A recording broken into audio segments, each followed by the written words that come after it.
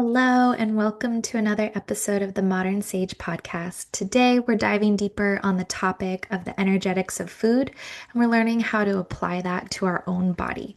So, the energetics of food, I believe, is really helpful when you understand how food is helping your body, right? Is the food going to be warming? Is it going to be cooling? Is it going to be grounding and stabilizing? Or is it going to be really kind of energizing and airy, right? So when we look at food itself, we can kind of start to navigate, what is it that my body's actually needing? Do I need to feel grounded? Do I need to feel steady, warmer, more energized from like this kind of like energizer, like slow speed? Or do I need the Energizer Bunny and go, fast, clearing, excited type of energy, cleansing energy, cooling energy, like summertime, that kind of thing? What is it that my body is actually looking for? So, when we can really do this well, again, like I was saying in our last episode, you can use seasonal eating to just get your baseline going. I would suggest that almost for a whole year is to focus on just eating seasonally as often as possible. The best way to do that, again, is just to go to a farmer's market, get your things there. Try if you're eating meats and things to get something that's pasture raised, grass fed, right? You need to have your body start to learn the rhythms of your local area, the seasons that you're in, and then you will see a massive shift in your health just by doing that. But then to take it like one step further, we can say, okay, where is my body energetically today? How am I feeling? Am I feeling exhausted? And just like I can barely get out of bed, or I'm, having a crash in the afternoon, my hormones are out of whack, or whatever it is, we can start to tailor this now to us. So I like to look at it in the context of either being depleted or being in excess, right? So it's again that yin and that yang energy that we're looking at. So when we're looking at depleted, that could be something like cold hands and feet, or just kind of always running cold, right? In Chinese medicine, that's showing that the kidney element is depleted. Like we talked about last time, the kidneys are responsible for circulating blood throughout the body, and energy, qi energy, is blood, life force energy comes from the kidney element. So we need to nourish that. If we are feeling hot and sweaty and, like we have maybe excess weight and all of that, that would be more of the excessive side. And that would need more cooling, more, cleansing, plant-based style of eating. So we can kind of look at different conditions from that lens. Um, and another thing too that I like to, when I work with my clients, I'm always looking, almost picturing a triangle where you have your mind, body, and soul in terms of your health, right? So, right now we're talking a lot about the physical body and just how food applies to the physical body, right? And so that's one aspect of healing. Then there's also, the mind, the emotion body, and then the soul and the spiritual body. So all of these are always playing around with each other. Usually, what's showing up physically has to do with an emotional or kind of spiritual imbalance that's going on. But we can support the body physically, and we can do it in these ways. But then at the same time, we want to make sure that we're not just staying stuck in the physical body. So I just kind of wanted to, like, I don't know, put that out there because I think right now what I'm hearing a lot of people talk about is people on very strong ends of the spectrum where they're very much on the health kick and the physical body, right? And they're like eating, quote unquote perfectly and exercising, and the physical body is where they're looking. And it's like, oh, how did that person have this condition pop up? They were so healthy. They did all these things. And I just think in my mind, I'm like, gosh, it's the emotional body. It's the spiritual body. There was something inside that wasn't processed, that like stayed and created disease or, whatever it is, even though despite the fact that they were so physically healthy, right, there's something that was still there that never got resolved, right? So, and then vice versa, right? We cannot just kind of spiritually bypass a lot of this stuff by thinking, okay, if I meditate and do my breath work and, you know, dig deep into all my traumas, which is all very important, and work with my therapist, all very important, then we're kind of negating the physical body, right? And I've been on both sides of that in my life. I definitely started out looking more at just the physical body. When I first started out, I was looking at more along like sports exercise. So I was teaching classes in college. I was getting certified as cheap as I could just to teach, like a little class to the team that I was on in college and then opened it up to the school. And so, like, I taught a few different classes and was really into that. And just like, wow, if I exercise a lot, like, maybe people can eat whatever they want as long as they exercise. Like that's where I was at that point. And not that I really did. I was always a very healthy eater, but I was like, maybe that's it. Maybe it's just like, as long as you're exercising, like, and moving your body, like your body, you can kind of eat whatever you want. And then moving into more of the understanding behind food, behind our whole food system, and the toxins and things like that. And I'm like, oh boy, yeah, no, you cannot just eat whatever you want, right? Like that is very toxic to the physical body, just no matter what.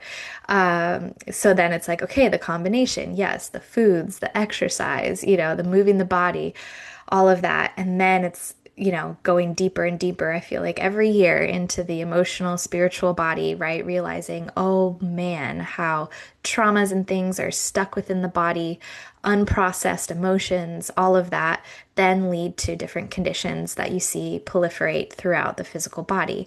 And a lot of that is aligned in traditional Chinese medicine, where so much of all the organ systems relate to different emotions, which I just find fascinating. Same with Ayurveda, with the chakras, the energy bodies.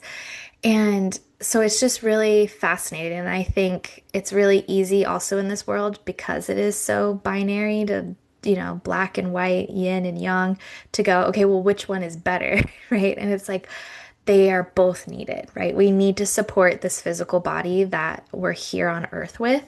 So we need to heal the physical body with good, healthy foods and herbs and things like that that support the physical body. But also, we need to take into account the emotional body as well and make sure that we are processing emotions specifically, like feeling emotions. If you feel like crying, cry. If you feel angry, be angry. It's okay. It's when we suppress those and we don't do it at the appropriate time that it's coming up, then later on it comes out, and then maybe it's not an appropriate expression of anger or something like that because it's been suppressed for so long, if you know what I mean. So that's kind of where we're at with marrying the two because again it's like I just see it as a triangle: the physical body, the emotional body, mental emotional body, and the spiritual soul body, right? It's just kind of like this triangle, and they all need each other. So again, kind of what I'm hearing a lot in the greater context of the world is kind of people being on both either side, and saying, even in some energetic understandings of health, they can be very much about, well, this is, a pattern that we see with this energetic imbalance, or emotional imbalance. And yeah, we just don't really understand how herbs or food really play into it. It's really like the past traumas of this that have proliferated into this. And it's like, yes, but also food and herbs can help too, right? So we can be on both sides. And if we get, I think, too far on one side or the other, then that's also imbalanced. Anyway, so that just kind of goes into that idea of finding harmony in balance. And balance is always taking into account more than one thing, right? So, yeah, because you're always balancing something. There's one thing on one side, another thing on another side, and you're trying to find that happy medium between the two. And again, depending on where you're at in your life, that can look very different at a lot of different times. So, the energetics of food, of your body, of healing. Let's start with the winter time. That's where we are right now as I'm recording that, is we're still in the winter. So the winter is of that depleted energy. And I say that like kind of yes and no. So what it's really good at is healing depleted energy, is probably how I should say it. So if you are feeling depleted, you feel exhausted. It's hard to wake up in the morning. You have hormonal imbalance. Again, you've just finished something like giving birth or raising children. I think moms are in this for a lot longer than what we give ourselves credit for of being postpartum. And I feel like once you're a mom, you're always postpartum. You're just at a different level of postpartum. Uh, and that type of energy loves wintertime foods. And so, even though it's winter right now, this is the time to eat like this for everybody. But we can continue eating like this to continue to heal the imbalance that we might be feeling. So, what does that look like? Those foods, again, are more of the root veggies that grow underground. They're dense, they're hard, they are contractive energetically, which means they are bringing density and warmth into the body. They usually need to be cooked. So we're going to cook our foods, saute, roast, stew, braise, all of those really warming types of cooking. We're also going to bring in more animal meats, animal fats, bone broths, things like that. So, again, when you look at the energy of food and you see an animal and bone broth or anything, that is very similar to the biology of our own bodies. So, when we ingest that, that is very simple for our bodies to break down. Years ago, I used to actually think the opposite. I used to think, oh, that's a lot of work to break down that. And yes, but if we're cooking it, stewing it, things, you know, it's really not. I used to think plants were easier to digest. Okay, they're energetically lighter than animal meat, but to turn into what you're looking for, which is nutrients for your body, because what do you want that nutrients to do? You want that nutrients to essentially turn into a piece of your body, a cell, something that's going to be helpful, right? Turn into blood, turn into, something to rejuvenate, because your body is always turning cells over. Things need to be, utilized, all of that. We're not just taking vitamin C because we want it to be vitamin C in our body. It becomes something, right? We want it to become something. So doing that with plants is doable. We're omnivores, which is amazing. We can actually do that, and we can also eat meat. We can do plants and meat. It's really amazing. So when we ingest a plant, that's incredible, but there's a little bit of alchemy that goes behind that to try to turn plant energy into human cell flesh energy versus when we eat animal, it is more of a one-to-one kind of exchange where it's already in that energy, and of that it has all the components, the same components of the blood in the cow is similar to the blood that you already have, right? So it's going to be almost like an IV of energy. And I'm trying to clarify that because hopefully that makes it clearer on why when you are depleted, having animal meats, having bone broths is going to be so simple for your body. It's just like, yep, thank you. It's like, I always say, it's like having an IV directly into you of exactly what you need, especially when we're talking about bone broths. Your deepest level of nutrients lies in your bones. Your bone marrow is where everything is. And that is why so many of us, as we age, start to get osteopenia, osteoporosis, right? We're not going and deeply nourishing ourselves. So we are pulling from that energy constantly. And then it results in having weaker bones and things like that because we constantly are pulling from our bones, but there might not be a lot left. So we need minerals, and our bones are full of minerals. So we start pulling from that, right? And so we're now starting to deplete ourselves. Obviously, like I'm just saying, osteoporosis, osteopenia, those are depleting conditions. And that's also a kidney condition as well. So kidneys relate to the winter. all foods that grow in the winter time, or that we would be cooking in winter are going to be really healing to that depletion, healing that depletion. The better that we can do this, and even no matter where you are, energetically. But if we eat in that very grounding, warming way in the winter, then as we start to move into spring and summer, our bodies naturally have the energy that's needed to cleanse, detox, release, eat lighter, feel happy and carefree in the summer, and then start to slow down again in the fall and repeat the cycle over and over again. When we don't make those changes and we eat the same thing the same way all the time, and the earth is changing, things are moving, we are crashing at certain times that might not be, welcomed or appropriate or helpful for your life, right? Because you're not allowing yourself to slow down, to deeply nourish at the times when it's really helpful, because then that would give you the energy later on to cleanse and detox. So now we'll move into the spring, which is more of that cleansing, detoxing time. Again, it's more of the season of the liver. So, the liver, like I said in the last episode, has such a big job. It is the filter of the blood, it does everything. And so it can get really congested really easily. And in Chinese medicine, they say that's one of the most like dangerous conditions that you can have is a congested liver. And America is saturated with people with congested livers. And I'm not just talking like fatty liver disease. Yes, that is a congested liver, but that's an extreme end of it, right?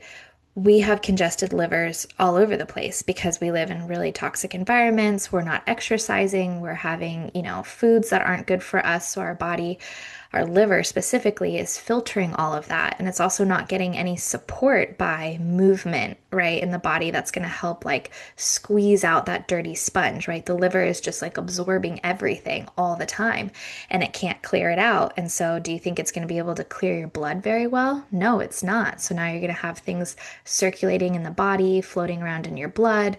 Here we come with heart conditions, right? Again, that's how heart conditions are actually liver conditions. So it's really important that we cleanse, especially in our modern world. The springtime is the time to cleanse. When the liver is really congested like that, too, it gets really angry. It really, again, like I said last time, like a military sergeant who's just like screaming, or a gunnery sergeant, like I used to have, screaming and yelling at you, right? Because there's so much going on and it's not being done properly and they're overwhelmed, right? It's that whole energy. So if you're feeling snappy, if you're feeling like you have a lot of suppressed anger, that all lives in the liver and the liver will hold on to that, right? It's this stuck, stubborn kind of energy that the liver will hold because it will. It's just really good at everything that it does. So it'll just hold on to that. But that's now in you, stuck. And if anything comes up, right? So you have this rising energy in the body from the kidney 1 point all at the bottom of your foot, all the way up.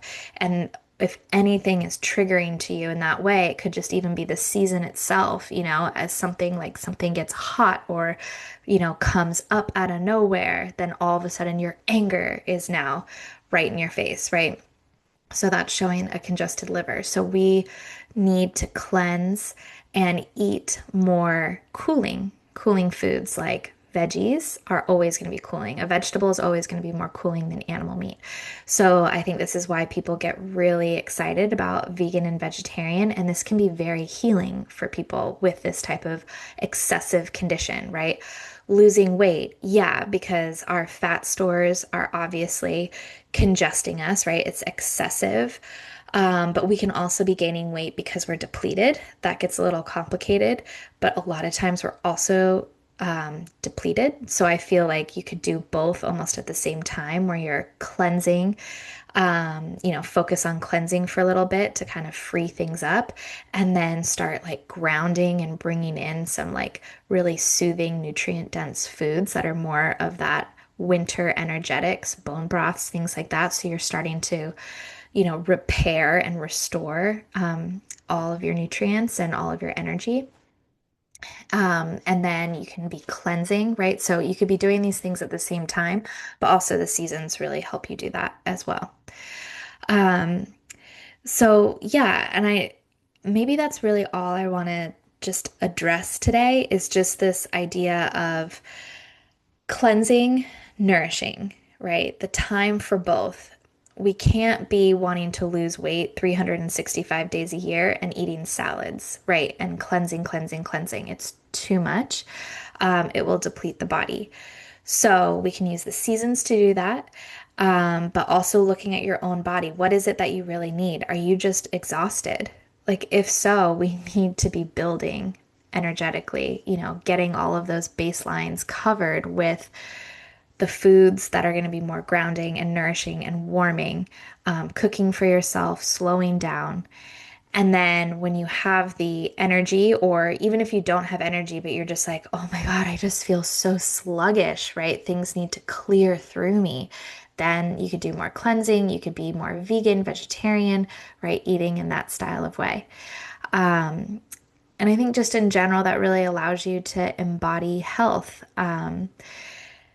be embodied in your health, because otherwise, I think we put it out to other people to figure out what we need, right? Or think in really extreme ways.